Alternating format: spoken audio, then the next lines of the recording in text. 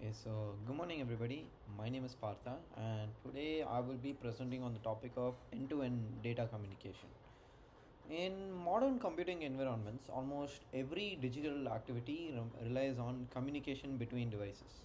Whether we're sending like an email or like a video, browsing a website, or even like participating like some online meeting, either way, data must travel from complex networks in order to reach its destination. Okay. However, this process is often invisible to the user. Okay, when we click a link or like send a message, okay, the data appears to move almost like instantaneously. Okay, in reality, there is like an entire system of protocols, hardware and like layered architecture working together behind the scenes to make this communication possible. The goal of this presentation is to understand how data moves from one device to another across a network and to examine the structured architecture that makes this process reliable and efficient. So, modern computer systems rely heavily on data communication, which is the exchange of data between devices through some sort of transmission medium.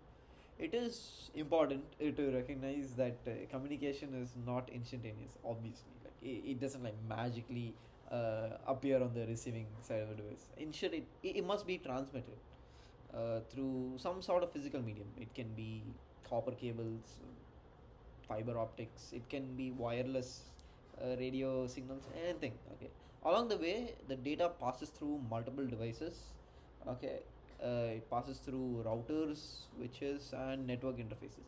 Each of these components play a role in like forwarding, interpreting or even organizing data. Okay, the objective of this presentation is to obviously analyze how data travels from the sender to receiver and to understand generally on how networking models organize this process. Okay. So in the early days of networking, communication systems were designed as monolithic structures. Okay, in these systems, application logic, communication protocols, and like hardware signals, they were all like tightly integrated like a single block, a single program. Okay, so this design created several problems. Of course, first the systems being like extremely difficult to maintain.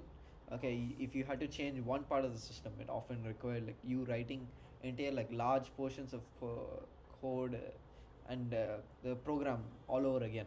Okay, this even extended towards expanding or upgrading the system. Okay, so even this made you like have to like redesign like entire components. Okay, all just to fit in that extra, let's say, feature or something. So to address these limitations, engineers introduced the concept of layered architecture.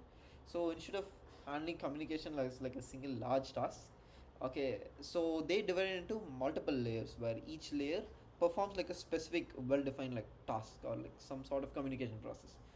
Okay, this provided amazing advantages. Okay, each layer can be like designed and improved independently. You don't have to write the entire thing over again. Okay, you can modify one layer without affecting the others. Okay, so this like modular structure made it more easy to scale, made it more scalable, it made it easier to maintain, and it made it easier to upgrade, of course, as well. Okay, so this currently layered architecture now currently is the foundation for modern networking design.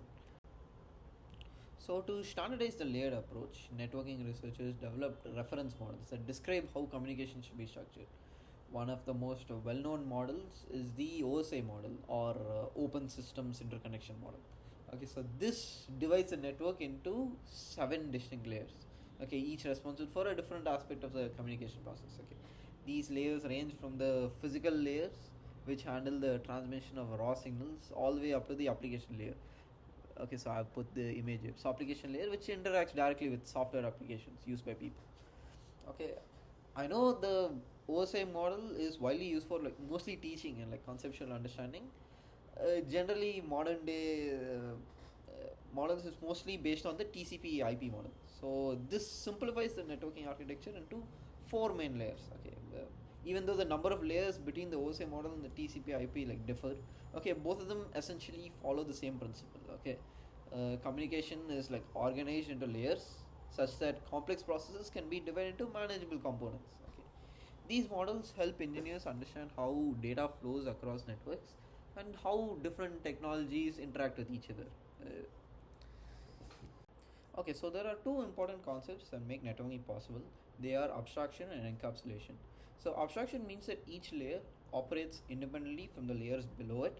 Okay, so a layer does not need to understand the internal mechanisms of the lower layers in order to function. Okay, it just relies on the services provided by those layers. So it sort of like sends a request, okay, and that provides its services to the higher layers. Okay, for example, when a user opens a web browser and accesses a website, okay, the browser does not need to know how electrical signals are transmitted or like wireless frequency. It does not need to know that. Okay.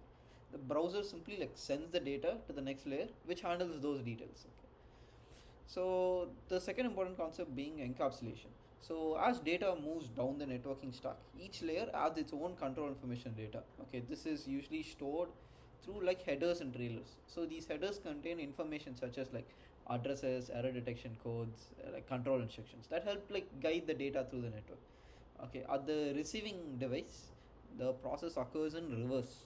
Okay, each layer removes its header and interprets the information until the original data reaches the application. Okay, so this ensures that like the data that's received from the lower layers will be correctly routed. Okay, it will be correctly interpreted and delivered across the network. So before examining the network layers in detail, it is useful to understand how data moves through communication networks. Two major switching techniques have been used historically. We've used circuit switching and packet switching. Circuit switching was used all the way back in like telephone network systems. Okay, so uh, where like a dedicated communication path was established between two devices before data transmission begins. Okay, this path remains reserved for the entire duration of the communication. It does provide consistent performance, but it is a bit inefficient because the communication channel cannot be used by other devices during that time. So say in the earlier days, if you wanted to have like if you're trying to call somebody, you cannot call another person the same way. Like we can now, but back then, like group calling, it wasn't a thing. Okay, so now modern computers instead we use packet switching. Okay, in packet switching, data is divided into small units called packets. So each packet is transmitted independently through the network, and they may take like different paths. Okay, but they will always have the same destination. Routers along the network analyze packet addresses and forward them accordingly. Okay, so packet switching allows multiple devices to share the same communication infrastructure. Okay, so this is why currently this is what is being used. It's one of the reasons the internet can like support like billions of devices. Out of say two devices, nah, I can't do anything. Okay, first off, the physical layer. The physical layer is the lowest level of the networking architecture. Its primary responsibility is to transmit raw binary data, which consists of sequences of ones and zeros. Yes, it's that low. The physical layer defines how these bits are represented using physical signals. Depending on the communication medium, these signals may take different forms, say in copper Ethernet cables. Bits are transmitted as electric voltage signals. In fiber optic networks, bits are transmitted as pulses of light traveling through the optical fibers. And wireless networks, okay, they are encoded in radio waves, okay, that travel through the air. The physical layer also defines important characteristics like voltage levels, timing requirements, transmission speeds, and even like connector types. But it is important to note that the physical layer does not interpret the meaning of the data being transmitted. It just simply transfers raw signals from one device to another. Above the physical layer is the data link layer. This layer is responsible for communication between devices that are directly connected to the same network. The data link layer organizes the raw bits received from the physical layer into like structural units called frames. These frames contain the data along with the additional required for local communication. So one important concept introduced in this layer is physical addressing, okay, which is implementing using MAC address. Now I'm sure you all know this. Okay, every network interface card, NIC card, contains a MAC address that uniquely identifies the device on the local network. Okay, so this data link layer here, okay, this uses these addresses to ensure that the frames reaches the correct device. Okay, another important function is error detection and correction. Okay, so transmission errors can occur due to like noise, interference, or even hardware issues. Okay, so to detect such errors, the data link layer uses mechanisms like cyclic redundancy check. This is CRC. Okay, so this allows the receiving data to verify whether the transmitted data was corrupted during transmission. So this is to maintain consistency, right?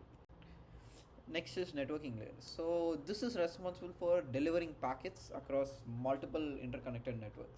Unlike the data link layer, which focus on like local communication, the network layer enables communication across large networks such as the internet.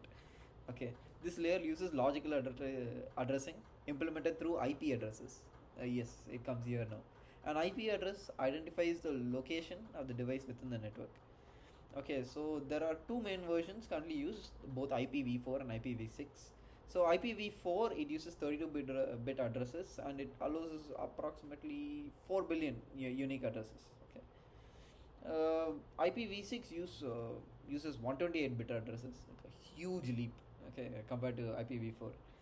Okay, providing a vastly larger address space capable of supporting the enormous growth of internet connected devices.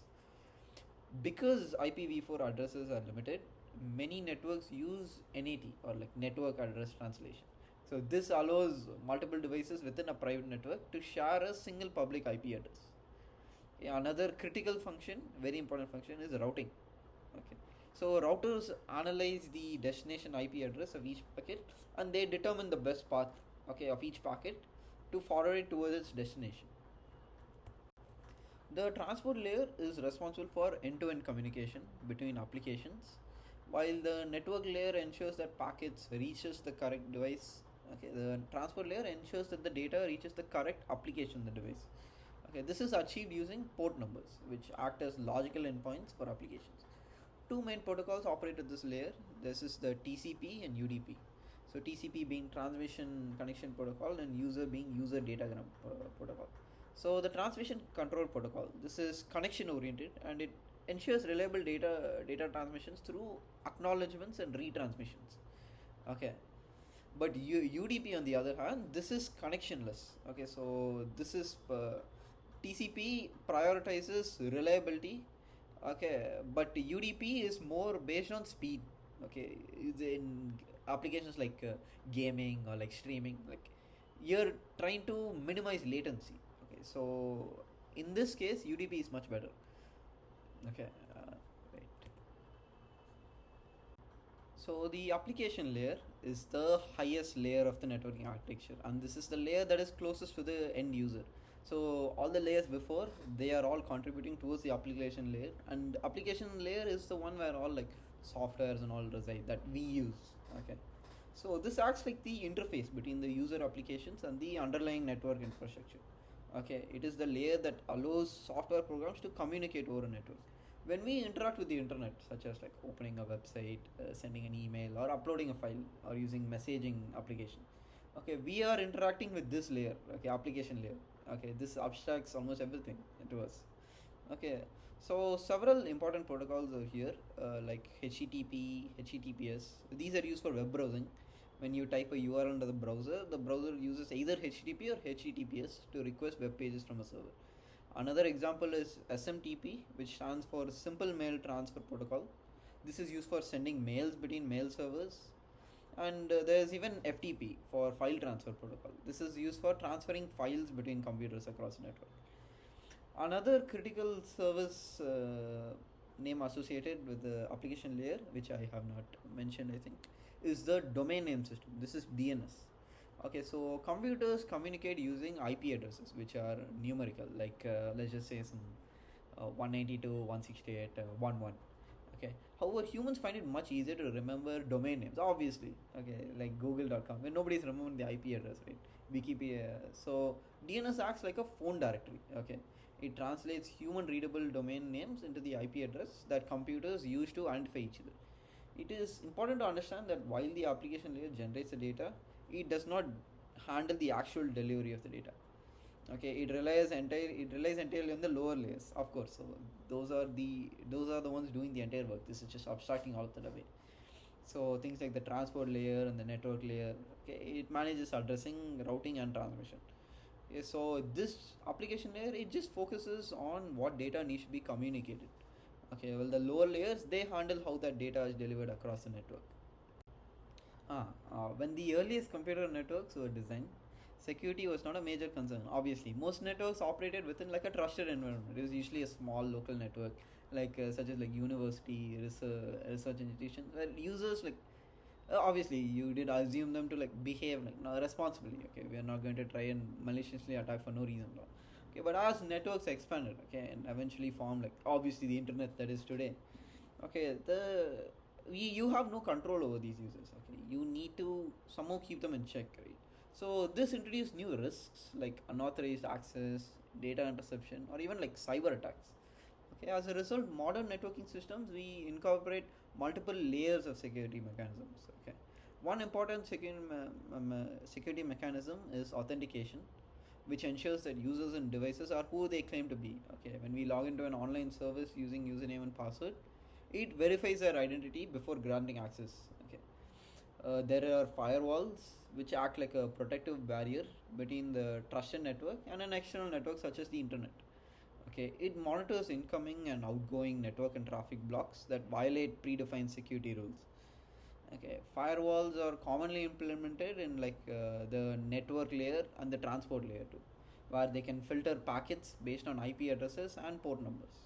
Okay, encryption is another critical component. So this ensures that even if data is intercepted while traveling across the network, it cannot be easily understood. Okay, so it'll be hard to decipher, obviously. So protocols like TLS, transport layer security, are used to encrypt communication between clients and servers. This is why many websites today use HTTPS, which indicates that the connection is encrypted. That's what the S is for. Okay. It is important to recognize that the security is not confined to a single networking layer. Instead, security mechanisms operate across multiple layers simultaneously, creating a layered defense system that helps protect data as it moves through the network. And yes, to summarize everything of what we've learned today in end-to-end data communication, we can think of networking as a coordinated process involving like multiple specialized layers. Each layer performs a specific task that contributes to the overall communication of the process. The physical layer is responsible for transmitting raw binary signals through physical media such as cables, fiber optics, or like wireless signals. The data link layer, okay, which organizes these bits into frames and ensures reliable communication between devices on the same local network. You have the network layer, which provides logical addressing through IP addresses and determines how packets travel across multiple networks through routing. And you have the transport layer, okay, which ensures that communication occurs reliably through applications. Okay, it manages tasks like segmentation, control, and even error recovery. Finally, you have the application layer, okay, which we discussed before, which provides the services that allows users and software applications to interact with the network, enabling activities like web browsing, email communication, and file transfers. Okay, when we look at this system as a whole, okay, it becomes clear that like end-to-end communication is like cooperation of many different protocols, and it's not just a simple button click. There are a lot of protocols and technologies going in the background. It's going into play here. Okay, so each layer depends on the services provided by the layers below it. Okay, while offering services to the layers above it. Okay, so this makes it very scalable. Okay, this makes it flexible and this makes it adaptable. Okay, so this layered structure enables like new technologies to be integrated without redesigning the entire communication system like the old monolithic style design. So ultimately, this architecture is what allows billions of devices across the world to communicate reliably and efficiently every single day. And with that, conclude by saying thank you. Okay, thank you for your attention. I hope you understood something of how end-to-end communication works, how data travels across computer networks using like layered communication models. Okay, I found this quite interesting, and yes, thank you.